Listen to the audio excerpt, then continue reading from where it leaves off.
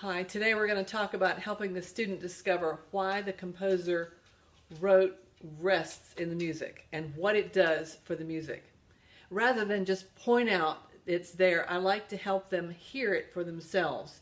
So here's what I might do on a piece from this collection by Straybog, 12 melodious pieces, Opus 63. Here's number 11. Just a lighthearted little piece called Butterflies. It's written like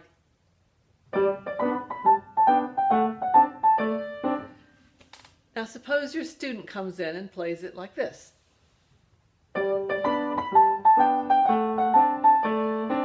Entirely flat-footed. They don't realize what's happening to the piece. So you ask them to notice that there's a rest written there, and ask them to play it with and without the rest and see which one they like the best and what difference does it make with the rest. So they play the way they came in playing, which is flat-footed, and connect the left hand too. Then play it the way it's written. Ask them if they hear the difference. Well, obviously they hear a difference.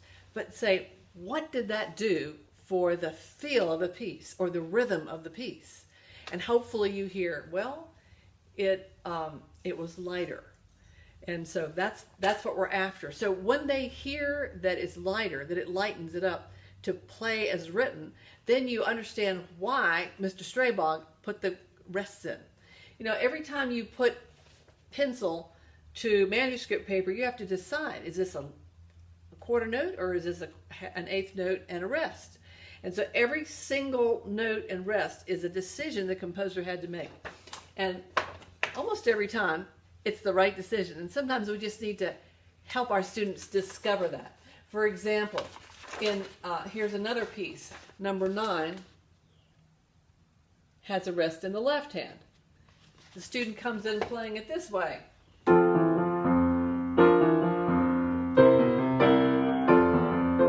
You get them to observe the rest.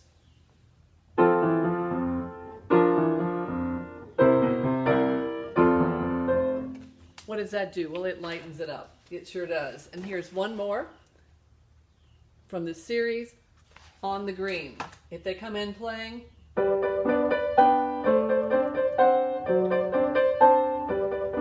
they're sitting on the third beat. The third beat needs to have lift. 1, 2, 3, 1, 2. So he's written in the lift with the rest.